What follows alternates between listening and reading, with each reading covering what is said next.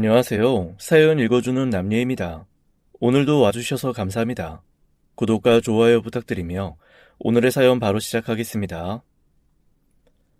마을 주변, 글솜씨가 없다는 소리를 많이 들어서 자신이 없긴 한데 어딘가에 꼭 제 이야기를 전하고 싶어서 이렇게 컴퓨터 앞에 앉았습니다.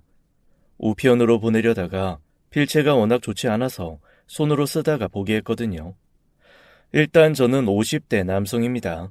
딱 11년, 12년 전에 이혼을 했지요. 보통은 이혼이라고 하면 차마 묻지는 못해도 가장 궁금한 게 있을 거예요. 바로 왜? 무엇 때문에 이혼을 했을까? 누가 잘못됐지? 하는 부분일 거예요. 예인이 뭐니 하면서 빙빙 둘러서 묻거나 딱히 물어보지 않아도 이혼 사유라는 게 대부분 진짜 궁금하지 않나요? 그건 이혼한 저 역시도 마찬가지입니다. 남들의 사연은 이상하게 궁금하더라고요. 그래서 오늘은 제가 큰 맘 먹고 15년의 결혼 생활까지 정리하고 이혼을 한 이유에 대해서 이야기 드리려고 합니다. 혹시나 하는 마음의 아이들의 이름은 모두 가명으로 적을 테니 이름에 큰 오해의 소지는 없었으면 하네요. 우선 아내를 만나게 된 건 저희 어머니의 소개였어요. 당시 아내는 한 시골 은행의 직원으로 있었는데 어머니가 한두 번 도움을 받다가 그녀가 마음에 들었나 봐요. 그래서 본인의 아들이라는 말을 쏙 빼고 아는 사람이 있는데 정말 괜찮다. 그러니까 딱 한 번만 만나봐 달라고 몇 번이나 청했다고 합니다. 이에 아내는 어쩔 수 없이 그 자리에 나온 거였고요. 그렇게 해서 저희가 만나게 되었습니다. 막상 만나보니 어머니가 왜 마음에 들어 했는지 바로 이해할 수 있었어요. 그건 바로 현모양처가 꿈이었기 때문입니다. 아내와 이야기를 하면서 한편으로는 어린 나이에 그런 생각을 하는 게 신기할 정도였어요. 이런저런 말을 하다가 아내는 이런 말을 했었습니다. 저는 자식을 많이 낳는 것보다는 둘? 그 정도가 좋아요. 하나는 너무 적고 딱 둘 정도가 좋은 것 같거든요. 아, 그러세요? 네. 다들 아들 하지만 저는 딸도 상관없다고 봐요. 능력만 있고 똑똑하면 오히려 더 지원하고 도울 생각이고요. 그건 참 좋은 생각인 것 같아요. 저희 어머니도 그런 편이라 그래서 저희 누나의 경우에는 대학에 어학연수까지 갔거든요. 그래요? 저희 집은 그렇진 않아요. 아들 노래를 부르죠. 아무래도 어른들이 그런 경향이 있어요. 뭐 나중에는 변하겠죠. 막연히 변할 거라는 생각하지 말고 우리 세대부터 변해야죠. 그런가요? 뭔가 저랑 생각이 그렇게 잘 맞는 것 같다는 생각은 들지 않았습니다. 제가 아들을 원해서도 아니고 외모가 마음에 들지 않은 것도 아니었어요. 하지만 뭐랄까, 제가 듣기로는 너무 먼 미래까지 계획하는 게 좀 거북하게 느껴졌습니다. 왜냐하면 저희 어머니가 그런 편이었거든요. 저희 어머니는 그 시대 사람 치고는 꽤 열린 사람이긴 했습니다. 본인의 배움이 짧아서 몸으로 하는 일로 저와 누나 둘, 그리고 남동생의 뒷바라지까지 하면서 키웠지만 자식들만큼은 무조건 공부로 성공을 시키려고 하셨어요. 어머니는 입버릇처럼 서서 일하지 말고 앉아서 일하는 사람이 되어라. 여자도 남자도 무조건 일을 해야 한다. 라는 말을 자주 하곤 했습니다. 어쩌면 그것 때문에 은행에서 앉아서 일하던 그 사람이 마음에 들었던 건지도 몰라요. 어쨌건 첫 만남 이후로 그냥 흐지부지 되고 말았습니다. 그리고 시간이 약간 더 흘러서 저는 몇 번의 연애를 했고 그렇게 잊혀져 가나 했죠.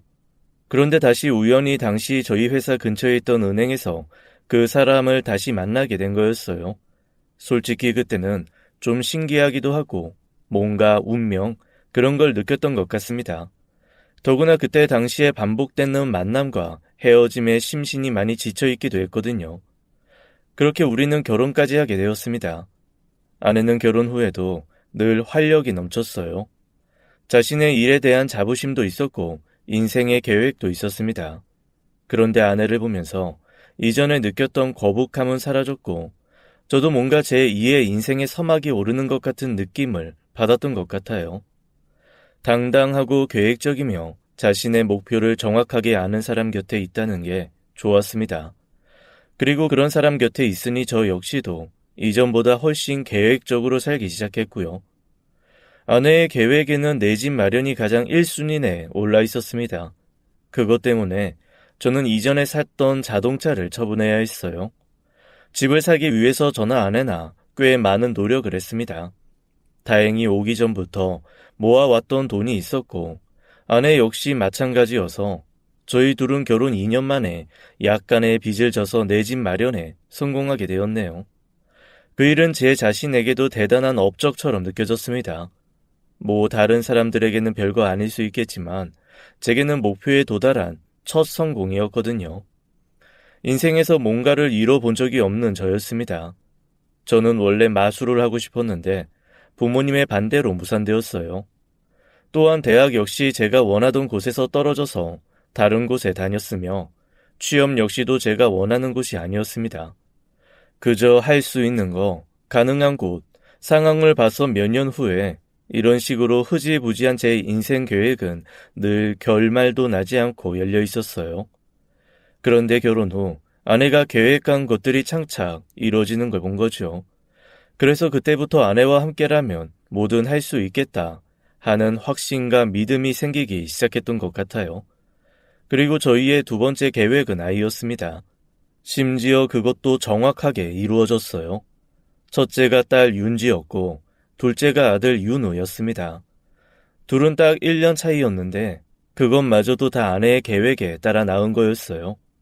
아이를 계획하기 전에 물어봤습니다. 왜 1년 차이로 아이들을 출산해야 하는지 말이에요. 애들은 일단 크기 전까지가 힘들거든.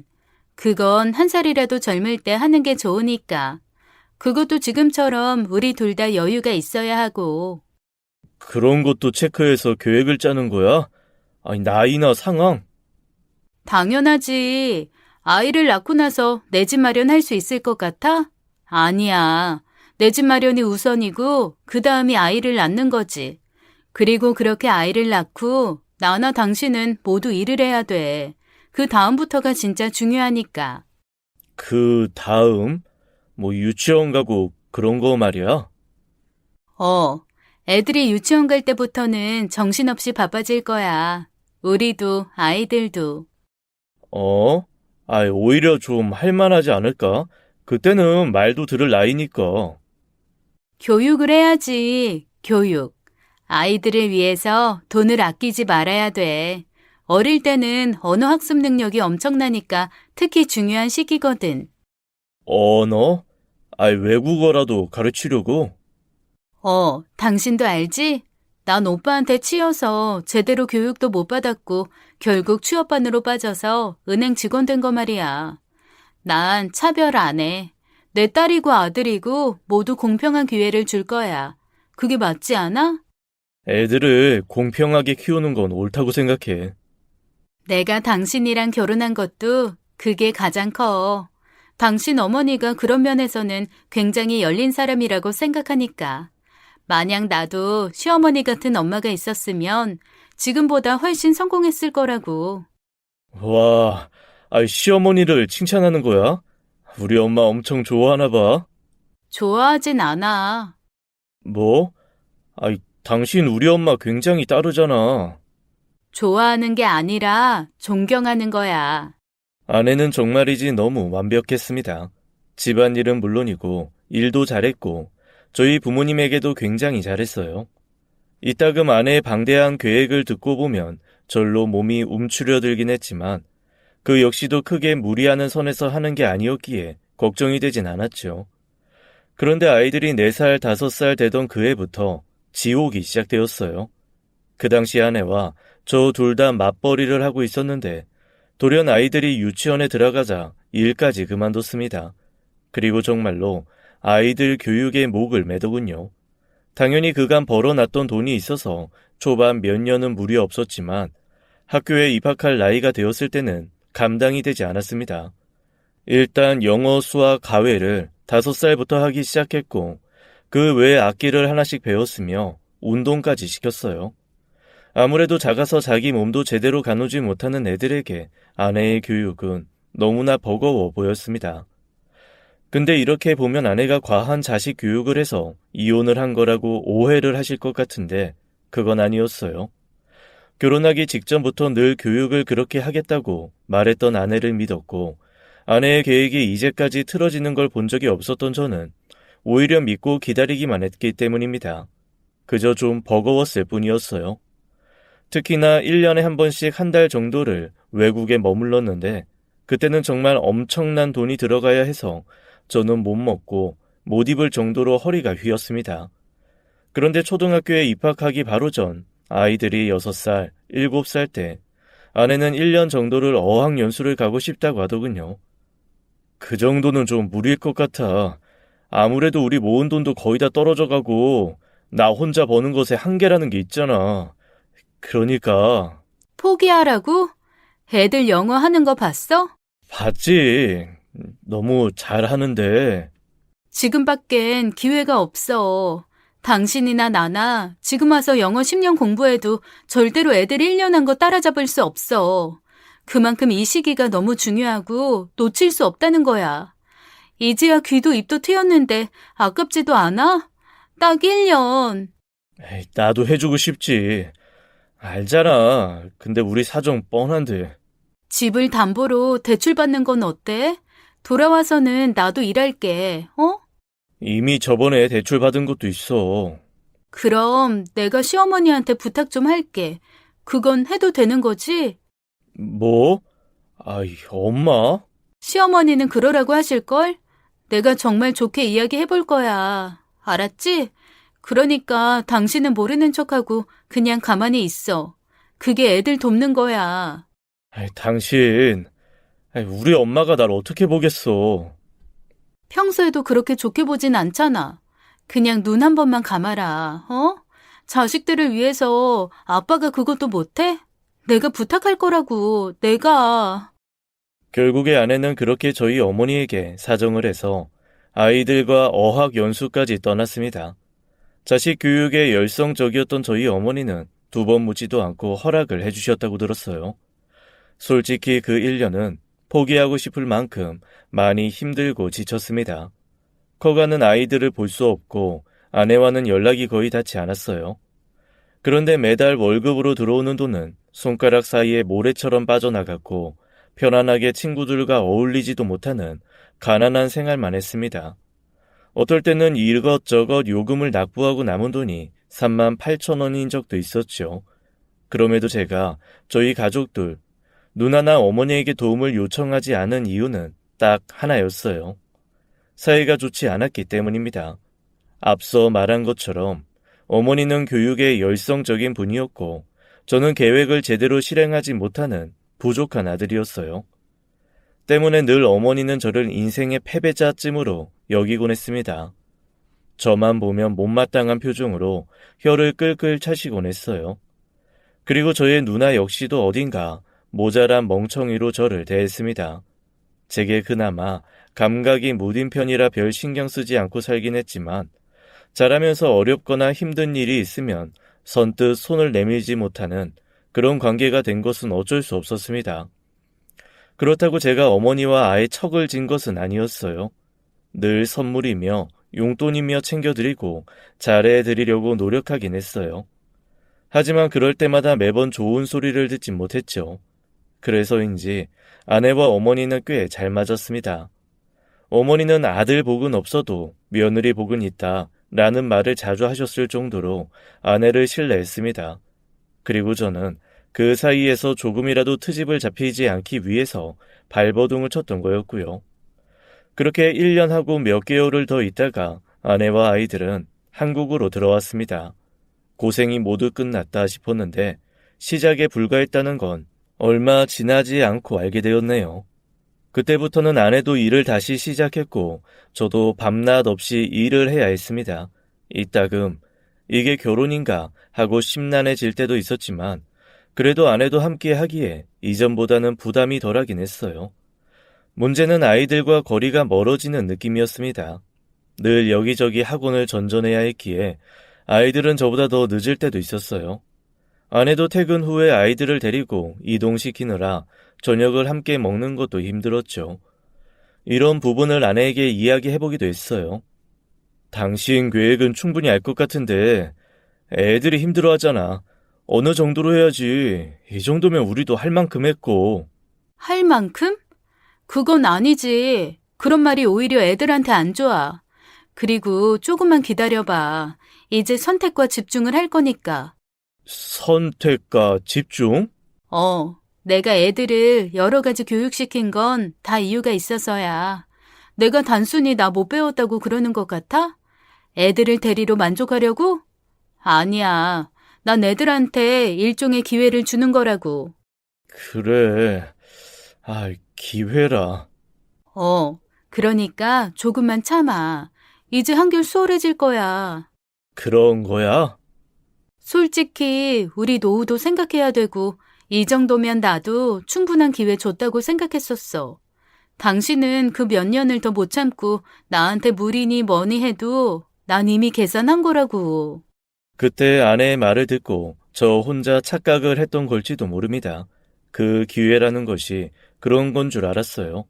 아이들이 각종 학원에 다닌 이유가 오로지 재능 발굴을 목적으로 한 거라고. 그래서 그 가능성을 판단하고 하나의 분야만 지원해 주는 것으로 말입니다. 그래서 저 역시 아내의 말을 믿고 기다렸고요. 그런데 아내에게 있어서 기회란 제가 생각한 게 아니었습니다. 그 일이 있고 얼마 안 가서 아내가 말한 선택과 집중이 뭔지 정확하게 알게 되었어요. 바로 아이들을 차등하는 거였습니다. 마치 씨앗의 발화 이후에 튼튼한 것만 선택해서 기르는 것처럼 아내는 첫째와 둘째에게 기회를 주고 선별해 나간 거예요. 그 선택에서 뽑힌 건 첫째 딸 윤지였습니다. 그 아이는 유독 공부에 욕심이 많고 누군가에게 지면 뒤로 넘어갈 정도로 승부욕이 강했거든요. 반면 둘째인 윤우는 성향 자체가 달랐죠. 공부보다는 밖에서 친구들과 노는 걸 좋아했고 배려심이 깊어서 양보하는 걸 선호했어요. 근데 공부에 관심이 있고 그래서 첫째를 밀어준다? 이런 게 아니라는 게 문제였죠. 무엇보다 아내의 선별 과정은 이상했습니다. 아내의 교육은 늘 밥상머리에서 시작되었어요. 아내는 고기나 아이들이 좋아할 법한 음식은 절대로 넉넉하게 만들지 않았습니다. 아주 소량 정도만 하고 제 것은 아예 따로 놔주곤 했어요. 그리고 아이들끼리 밥을 먹는 걸 경쟁시켰습니다. 이를테면 소시지가 있으면 그걸 성적이 좋은 아이가 우선으로 고르도록 하는 거라고 생각하면 간단해요. 그럼 윤지의 경우는 하나도 남기지 않고 싹 자신의 그릇 위로 덜어가 버리는 겁니다. 문제는 자신의 성적이 좋아도 딱 절반만 가져가던 윤우마저도 나중에는 일부러 완전히 다 가져갔다는 거예요. 아내는 이를 두고 집에서부터 가르치는 경쟁 교육이라고 칭하곤 했습니다. 하지만 제 생각에 그것은 정상적이지 않았어요. 아이들을 이기적이고 버릇없는 아이로 만들고 있다는 생각밖에 들지 않았습니다. 보통은 제가 용돈을 주면 고맙습니다 하고 받는 아이들이 대부분이었는데 우리 집 아이들의 경우는 당연한 몫을 받았다고 어느 순간부터 생각하기까지 했어요. 저는 당연히 이런 문제를 아내에게 따져 묻긴 했습니다. 분명 바로 잡아야 할 문제라고 생각했으니까요. 애들 버릇 나쁜 거 안 보여? 나랑 누나랑 사이가 안 좋지만 이 정도는 아니었어. 적당히 해야지. 쟤들은 가족이야, 가족. 버릇이 왜 나쁘다고 생각해? 그거야말로 구시대적인 거지. 밥상머리에서 싸움질하고 경쟁하고 부모가 아직 앉지도 않았는데. 진짜 고리타분하다. 구한말 사상이야? 부모가 수저를 들어야 한다? 아니, 이런 건 기본이잖아. 남의 집에 가도 저렇게 먹으면 욕먹어. 내가 그 소리를 우리 부모님한테 들었거든? 그래서 나도 그래. 나도 그런다고. 어른들이 먼저 수저 들 때까지 기다리고 그런다고. 그런데 그게 인생에서 도움이 됐냐 물으면 난 아니라고 할 거야. 난 각자 내 밥그릇 내가 지키면서 제대로 사는 걸 교육시키고 싶어. 그게 뭐? 버릇없다는 말 들어도 능력만 좋으면 사는 게 요즘 세상이야. 여보! 예의 있고 배려심 있고 좋아. 좋다 이거야. 그래서 당신은 성공했어? 그 말이 하고 싶었어? 나처럼 잘하면 성공 못한다고? 비꼬아서 듣지 마. 그깟 예의고 뭐고 인생에서 도움 하나도 안 된다. 난 이 말을 하는 거야. 당신도 그건 동의하지 않아? 내가 애들을 차별해? 아니야. 난 그냥 아들, 딸 둘 다 앞으로 살아갈 사회를 학습시키는 거야. 나중에는 아이 야생에 던져놓겠네. 사회가 야생이야? 어느 부분은 비슷하지만 애들은 분명 고학력에 좋은 직장까지 있을 텐데 뭐하러 그런 걸 가르쳐? 가정에서 학습이 얼마나 중요한 줄 알아? 우리 엄마는 나 설거지부터 가르쳤어. 그러니까 내가 이렇게 사는 거고. 난 애들 어디 나가서도 절대로 머리 숙이고 살게 하진 않을 거야. 비는 법 말고 받는 법 가르칠 거고. 당신 말 무슨 뜻인지 알겠는데 저렇게 버릇 없으면 친구도 안 생겨. 사회성도 교육에는 중요한 부분인 거 알잖아. 이것도 아니라고 할래? 친구? 친구 좋지. 나도 친구 많았어. 근데 결혼하면 싹 사라지는 친구? 인생에서 그렇게 쓸모도 없어. 다들 계산기나 두드리기만 바쁘고 술이나 같이 먹으려고 연락하는 게 전부인 껍데기만 친구인 친구는 필요 없다고. 야, 다들 당신 친구 같은 사람만 있는 줄 알아? 아, 당신도 좀만 더 살아봐. 그 친구들이 하나라도 도움이 되나? 도움이 되고 안 되고 친구는 그냥 친구지. 난 애들이 정상적으로 친구들도 사귀고 행복하게 자랐으면 좋겠어. 그게 잘못이라는 거야? 뭐 수준에 맞으면 친구를 해도 좋지. 너 정말 적당히 못해? 내 계획에 적당이라는 건 없어. 미안하지만 당신도 애들 교육에 전적으로 내 말을 따라주기로 했잖아. 어머님도 기대가 크셔. 그때는 이미 늦었던 걸지도 모릅니다. 아내는 자신의 교육에 확신을 가지고 있었거든요. 하지만 저는 그런 아내를 도저히 이해할 수 없었습니다. 주말이지 매일같이 이기적으로 제 몫을 챙기길 아내들에게 주입했고 아이들은 새끼 오리처럼 그 길을 따라가기 시작했어요. 어쩌면 다른 몇몇 분들은 절 이해하지 못하고 아내의 말에 동의하는 분들이 있을지도 모릅니다. 하지만 제가 옛날 사람이라 그런지 아이들이 버릇없게 구는 건 눈뜨고 보지 못하겠더라고요. 윤우와 윤지는 절대로 감사할 줄 몰랐고 배급을 받는 사람처럼 당연하게 필요한 걸 말했습니다. 그 아이들에게 있어서 저란 존재는 아빠가 아니라 돈이 나오는 기계찜으로 여긴 것 같았고요. 아내의 교육 덕에 애들은 서로를 경계하고 경쟁하기 시작했고 그만큼 성적은 나날이 높아지고 있었습니다. 하지만 저는 그런 애들이 오히려 걱정이 되었어요. 그래도 한편으로는 나쁘지 않은 교육도 있었습니다. 아내는 애들이 어릴 때부터 저축하는 습관도 길러줬으며 돈을 굴리는 법에 관한 것도 학습해주는 걸 봤어요. 그리고 중학생이 되었을 때는 은행 직원이었던 자신의 경험을 바탕으로 청약하는 법이라든가 예금, 복리, 심지어 주식까지도 가르쳤죠. 윤지는 어릴 때부터 지금까지 1,000만 원 모았어. 주식에는 100만 원 정도 들어가 있고. 대단하지? 진짜? 와, 그거 하나는 정말 대단하네. 나보다도 돈 많네. 내가 나 믿어달라고 했잖아. 애들은 분명 우리보다 10배, 100배 더 잘 살 거라고. 근데 윤우가 좀 문제가 있는데 말이야. 윤호? 이제 머리 좀 컸다고 말을 안 들어. 학원도 더는 안 가겠다고 하고. 그래. 윤호가 지금 피아노랑 수학만 하고 있잖아. 그니까 겨우 그 2개도 귀찮다 이거지. 이제 경쟁도 안 하려고 하고 짜증만 늘었어. 사춘기? 그런 건가 싶은데 당신이 말 좀 해봐, 어? 뭐라고? 열심히 해보라고? 아니, 다니기 싫으면 다니지 말라고. 그 말 진심이야? 그럼 거짓말일까? 나도 하기 싫다는 거 억지로 안 시켜.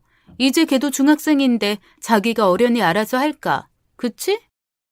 지금 생각해보면 아내는 처음에는 학원을 줄이면서 부담을 없애고 이후에는 경쟁으로도 통하지 않자 이 내 아들인 윤우를 선별했던 것 같아요.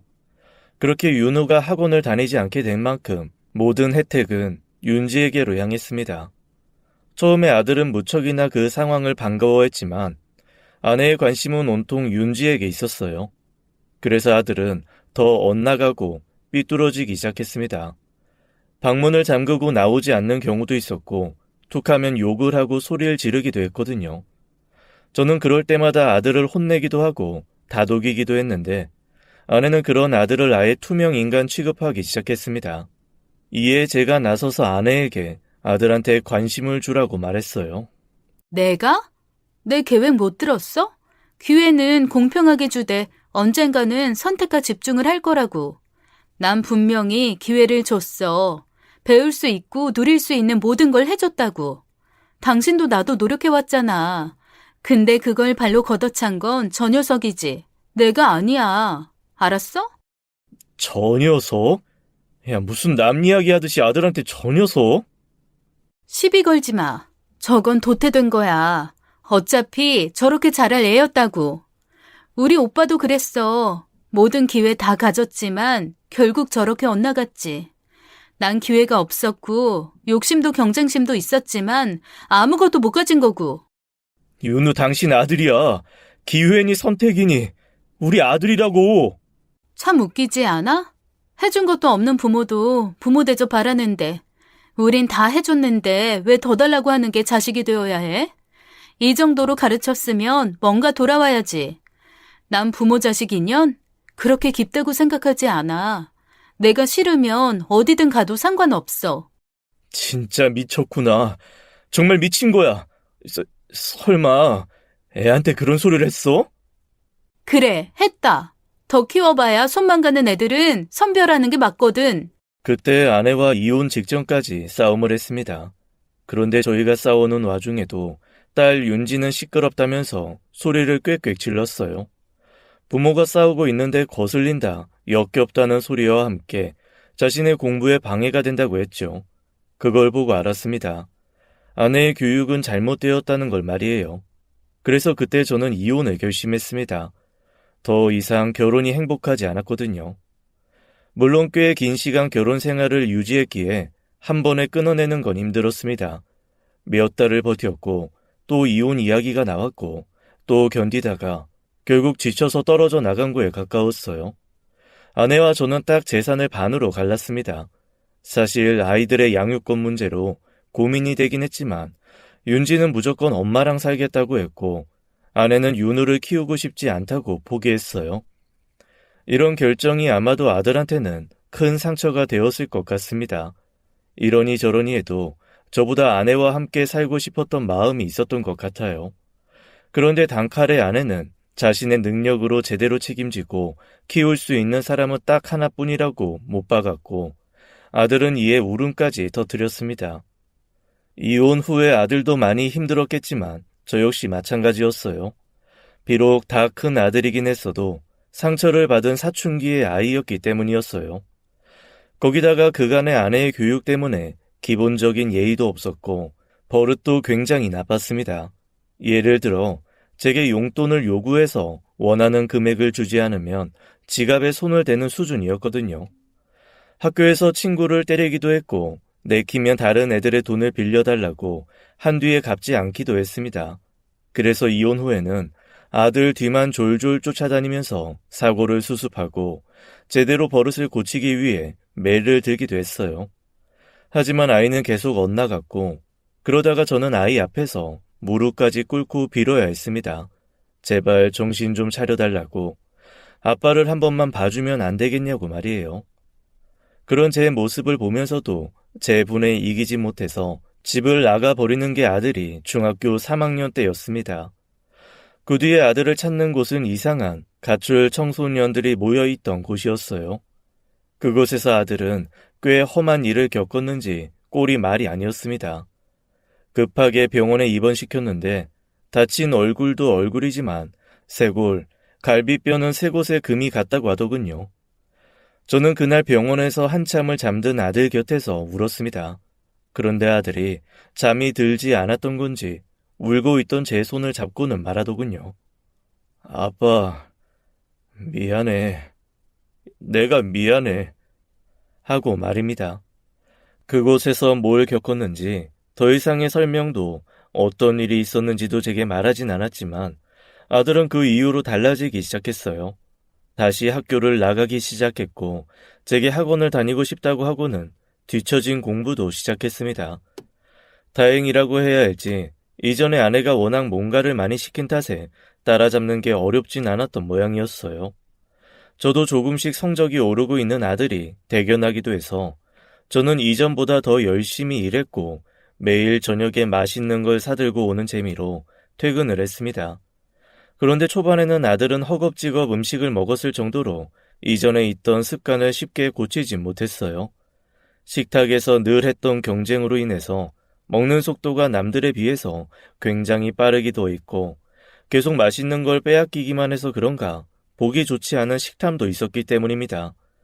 그래서 저는 이걸 어떻게 고칠지 고심을 하다가 휴대폰으로 먹는 모습을 몰래 촬영해서 보여줬네요.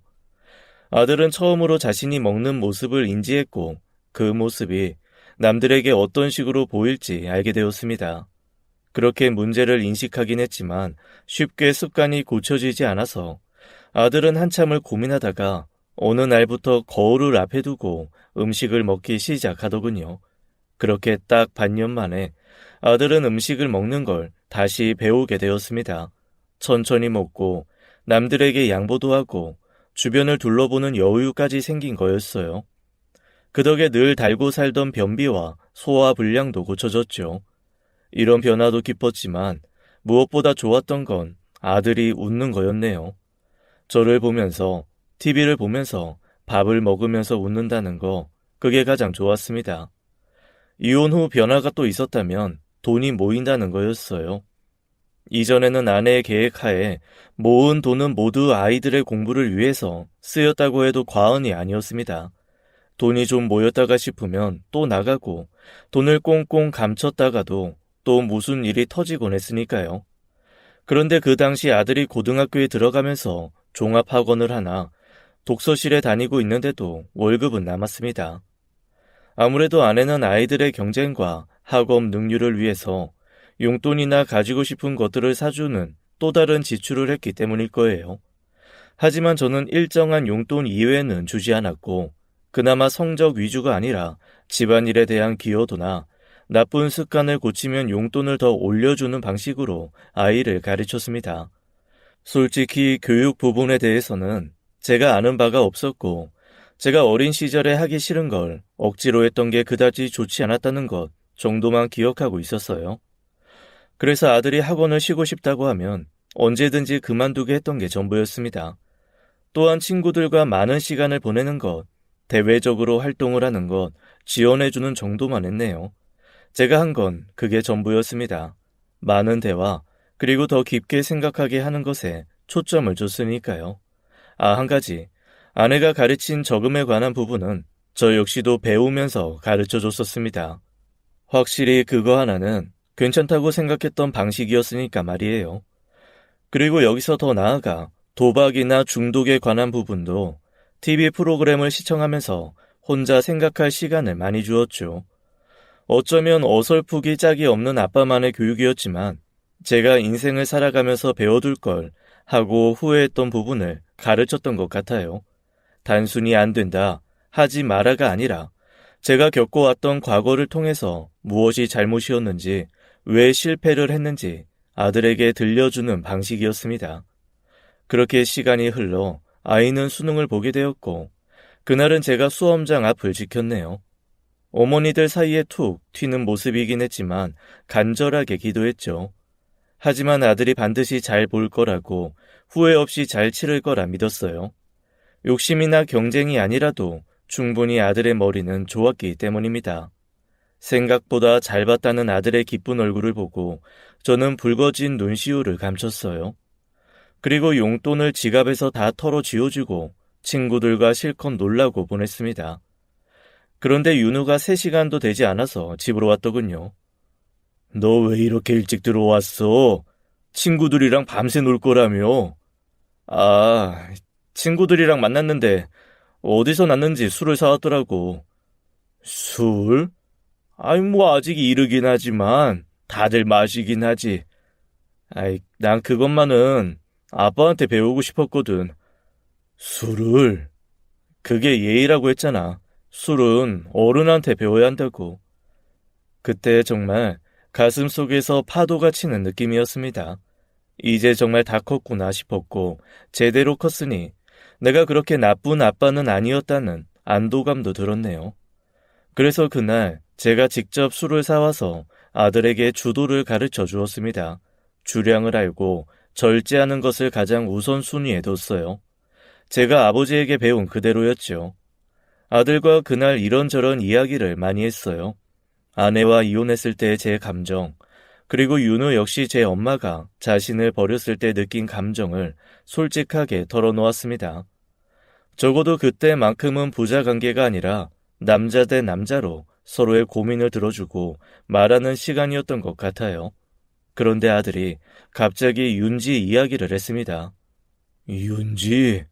아니 갑자기 무슨 일인데? 아니 누나가 갑자기 연락이 왔어. 할머니랑 만나고 있냐고. 할머니랑? 아니라고 대답하니까 그냥 그 뒤로는 아예 말 안 하던데. 그리고 보니 할머니랑 왜 연락 안 해? 엄마랑 이혼한 건데. 아, 너희 엄마랑 내 엄마랑 성격이 똑같거든. 아, 맞다. 할머니가 좀 그러셨지. 어릴 때긴 해도 볼 때마다 그랬었어. 몇 년을 못 보고 살아서 나도 잊고 있었는데 엄마랑 굉장히 친했지. 너만은 이 기분 안 느끼게 해주고 싶었어. 나도 참 노력 많이 했다. 아빠도 너만 할 때 그랬었어. 조금이라도 엄마한테 예쁨 받아보고 싶어서, 관심 받아보고 싶어서 열심히 잘했다. 하지만 만족을 모르는 분이었어. 비교 대상은 가족이었고, 나한테 가족을 미워하는 일은 너무 힘들었고. 근데 할머니랑 인연을 끊었다고? 아빠가 집에 잘하긴 했었잖아. 그때는 힘들었지. 아이 근데 이제 네가 내 가족이지 않냐?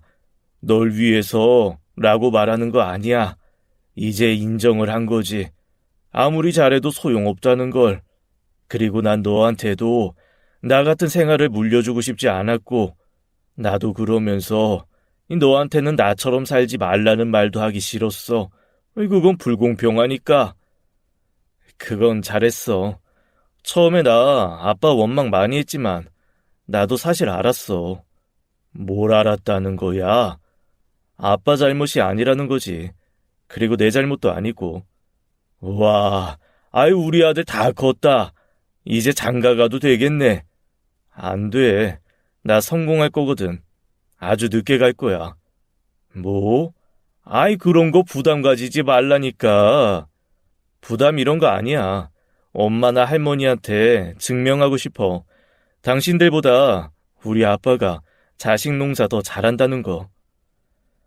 아들은 어깨를 으쓱하더니 말을 이었습니다.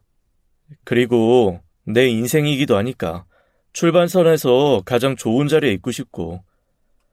딱 그맘때 나이가 먹어가니 일을 할 때 벅찰 때도 많았어요. 솔직히 모든 회사원들이 그렇듯이 하루에 몇 번씩은 그만두고 싶을 정도였죠. 하지만 자식이 저를 따르니 그 아이에게 모범이 되어주고 싶어서 더 열심히 일했어요. 아주 힘들고 지칠 때는 이런 생각을 했습니다.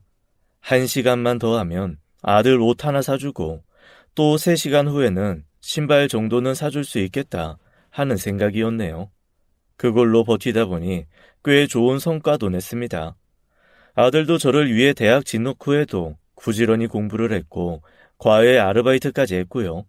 저의 승진, 그리고 아들의 첫 월급 날처럼 특별한 날에는 집에서 술 한잔 기울였고 방학 때는 아들과 함께 등산과 캠핑도 했습니다. 이런 모든 것들이 너무 행복이 넘쳐서 어떨 때는 꿈 같기도 했어요. 문득 깨어나 보면 텅 빈 집에서 홀로 아내와 아이들을 기다리고 있는 건 아닐까 하는 생각까지 들었습니다. 하지만 다행히도 꿈은 아니었고 아들이 군대에 있을 때도 제게 꾸준히 편지를 보내주었을 정도로 착하고 좋은 아이로 자라주었네요. 그런데 그렇게 평화로웠던 저희 가족에게 다시 저희 아내가 나타난 겁니다. 이혼 후 이사를 했고 저희 어머니와 연락까지 끊으면서 전화번호도 바꿨지만 역시 가족이었기에 완전히 끊어낼 수는 없었던 것 같아요. 나 돈 좀 빌려줘. 갑자기 몇 년, 아니, 10년도 넘었네. 그 시간 동안 자기 아들 한 번 찾지 않더니 이제 와서 뭐 돈을 달라고?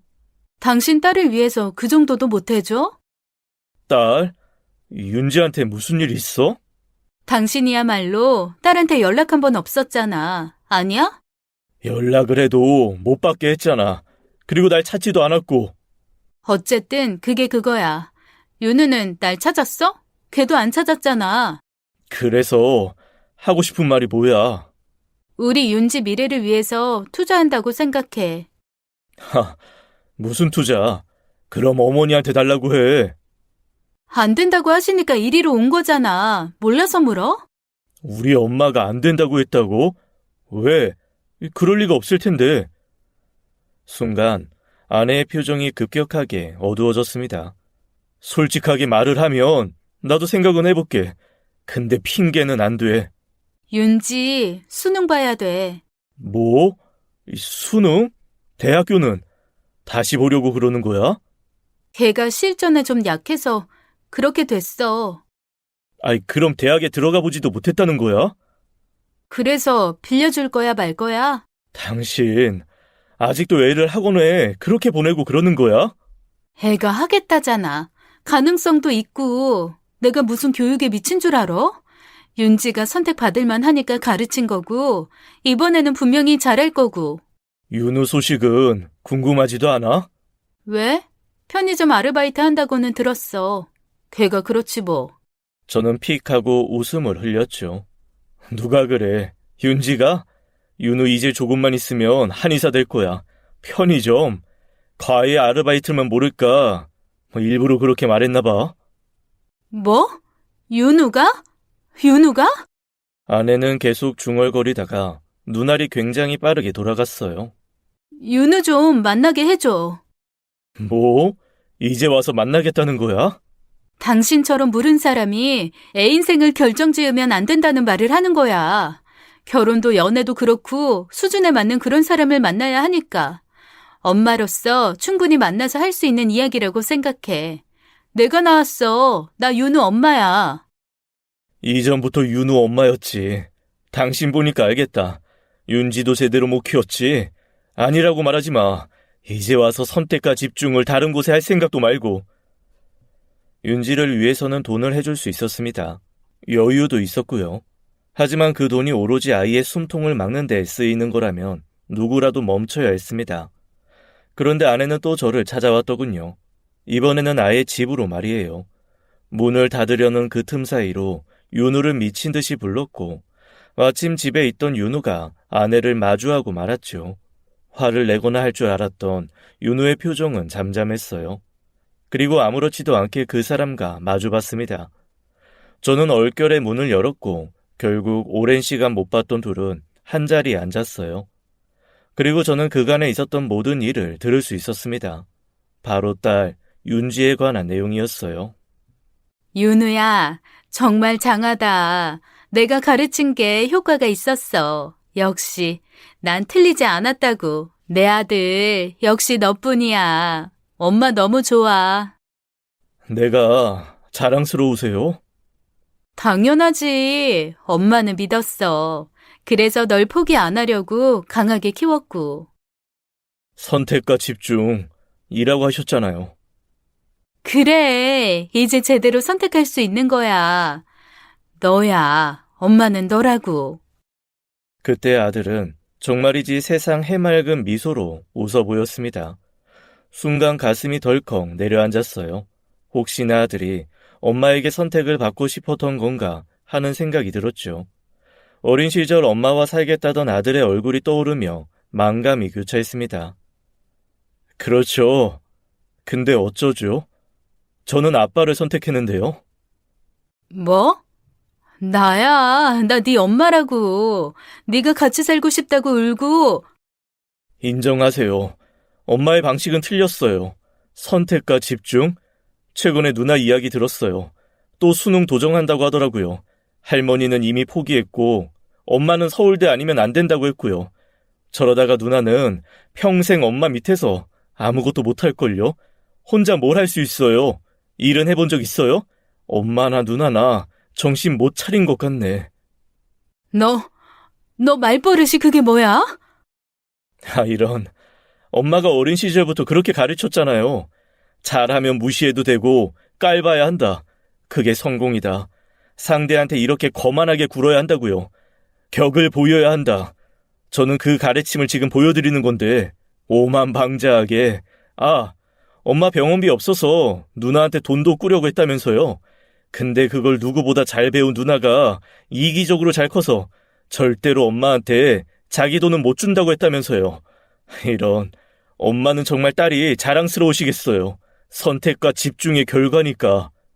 뭐? 그런 일이 있었어? 그건 아내는 입술을 바짝 물고는 험악한 표정으로 씩씩거렸어요. 당신 자식 교육 이딴 식으로 시켰어? 어디서 배워먹은... 아니, 이 어른이라도 혼날 건 혼나야 한다고. 바른 소리 하는 아이로 잘 키웠어. 잘 컸네. 나 진짜 잘 자란 것 같아. 그렇지? 그래. 아빠는 네가 너무 자랑스럽다. 두고 봐. 후회하게 될 거야. 너희 내가 보란 듯이 우리 딸 성공시킬 거야. 하지만 그 말이 무색하게 다음에 수능까지 망쳐버렸다고 했습니다. 압박과 중압감을 아이가 견디기에는 많이 힘들었던 것 같아요. 결국 딸은 뭐든 하겠다면서 제게 도움을 청했고 저는 아빠이기에 딸만 받아줬습니다. 오랜 기간의 아내의 학습의 결과는 아들과는 비교도 할 수 없을 정도로 굳어져 버렸어요. 그래서 그걸 고치는 것에 많은 시간이 걸릴 걸 알고 있습니다. 그럼에도 딸이 변하고 싶다고 했고 저 역시 딸을 위해서 노력할 생각이에요. 그 부분이 고쳐진다면 그 후에 딸이 대학을 가든 대학을 포기하든 결정에 맡길 예정입니다. 아직도 십습관을 고치지 못해서 고생을 하고 있긴 하지만 자식을 포기하는 건 부모에게 선택할 수 있는 조건이 아니라고 생각해요. 요즘 사회가 워낙 경쟁을 강조하고 능력을 우선해 두는 걸 모르진 않습니다. 시대가 바뀌었으니 더 많이 힘들겠죠. 하지만 그런 마음 이전에 배워야 할 것이 있기에 가정이 있다고 봐요. 가정에서 나아갈 길을 제시해 주는 것, 그리고 자립심을 키우도록 하는 게 전부라고 생각합니다. 부모가 자식을 키우는 것, 그것을 농사에 비유하는 것은 그런 뜻인 것 같아요. 작물에 물을 너무 많이 주어도 혹은 너무 적게 주어도 작물은 썩고 말라 비틀어져 버리기 때문이 아닌가 싶습니다. 때로는 태풍을 또 비바람을 맞고 쓰러져도 지지대를 받쳐주는 게 부모의 역할이 아닐까 생각하고 있어요. 제 이야기 들어주셔서 너무 감사하고 앞으로는 제 아이들이 잘 자랄 수 있게 더 노력하려고 합니다. 지금까지 사연 읽어주는 남녀였습니다. 끝까지 함께 해주신 여러분 감사드리며 저희는 다음 사연으로 돌아올게요. 감사합니다.